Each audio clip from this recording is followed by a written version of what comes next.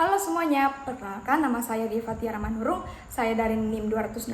Di sini saya akan menjelaskan peran antioksidan dalam melawan stres oksidatif pada diabetes mellitus.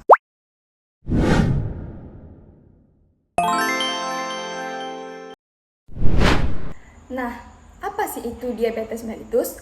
Nah, diabetes mellitus merupakan penyakit kronis yang ditandai dengan meningkatnya kadar glukosa dalam darah atau yang dikenal sebagai hiperglikemia. Nah, kondisi ini terjadi ketika tubuh tidak mampu memproduksi insulin dalam jumlah yang cukup atau insulin yang dijumlahkan tidak dapat bekerja secara efektif sehingga glukosa tidak dapat masuk ke dalam sel sebagai sumber energi. Akibatnya, si glukosa terus menumpuk di dalam aliran darah dan dalam jangka panjang dapat menyebabkan berbagai komplikasi seperti penyakit jantung, kerusakan ginjal, gangguan saraf, serta gangguan penglihatan. Namun, ada satu mekanisme penting yang seringkali kita sadari, yaitu stres oksidatif. Pada kondisi normal, tubuh memang menghasilkan radikal bebas atau reaktif oksigen spesies yang disingkat sebagai ROS sebagai bagian besar dari proses metabolisme. Namun, ketika kadar gula terlalu tinggi, produksi ROS ini dapat meningkat secara berlebihan. Nah, si hiperglikemia ini yang mengaktifkan berbagai jalur seperti jalur poliol dan jalur heksamin. Nah, pada proses tersebut, meningkatnya produksi ROS di dalam mitokondria. Apabila jumlah ROS melebihi kemampuan, si tubuh ini dapat menetralkannya. Maka terjadilah stres oksidatif. Stres oksidatif merupakan kondisi ketidakseimbangan antara produksi radikal bebas dengan kemampuan antioksidan tubuh. Bagaimana radikal bebas merusak tubuh? Nah, radikal bebas ini merupakan molekul yang sangat relatif karena memiliki elektron yang tidak berpasangan. Untuk menjadi stabil, radikal bebas akan mengambil elektron dari molekul lain sehingga memicu kerusakan sel. Pada penderita diabetes, radikal bebas dapat menyebabkan yang pertama, merusak membran sel melalui proses perioksidasi lipid sehingga fungsi sel terganggu. Yang kedua, merusaknya protein dan enzim penting yang berperan dalam metabolisme glukosa. Yang ketiga, merusak DNA yang dapat menyebabkan kematian sel. Kerusakan ini sangat berbahaya bagi sel beta, pankreas, karena sel tersebut memiliki sistem antioksidan alami yang relatif rendah. Akibatnya, kemampuan sel beta dalam menghasilkan insulin semakin menurun. Selain itu, ROS juga mengganggu jalur sinyal insulin sehingga si tubuh menjadi kurang responsif terhadap insulin atau mengalami resistasi insulin. Inilah yang membuat diabetes semakin sulit dikendalikan.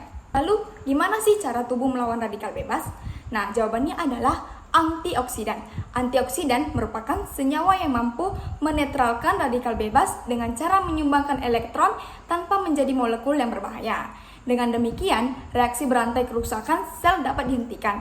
Selain itu, antioksidan juga membantu mengurangi stres oksidatif, melindungi sel beta pankreas, mempertahankan fungsi insulin, mengurangi peradangan, serta menurunkan risiko komplikasi diabetes. Nah, tubuh sebenarnya memiliki antioksidan alami seperti superoxide dismutase atau SOD katalase. Dan antioksidan eksogen adalah senyawa penangkal radikal bebas yang diperoleh dari luar tubuh melalui makanan, minuman, atau suplemen.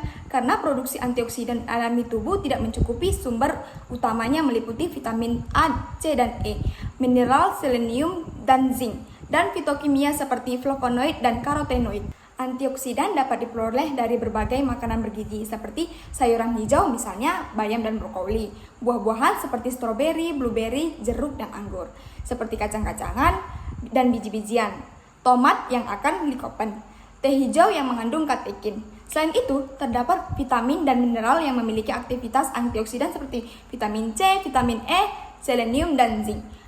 Berbagai penelitian menunjukkan bahwa pola makan kaya antioksidan dapat membantu menurunkan stres oksidatif, memperbaiki sensitivitas insulin, serta mengurangi resiko komplikasi pada penderita diabetes. Namun perlu diingat, antioksidan bukanlah pengganti obat diabetes.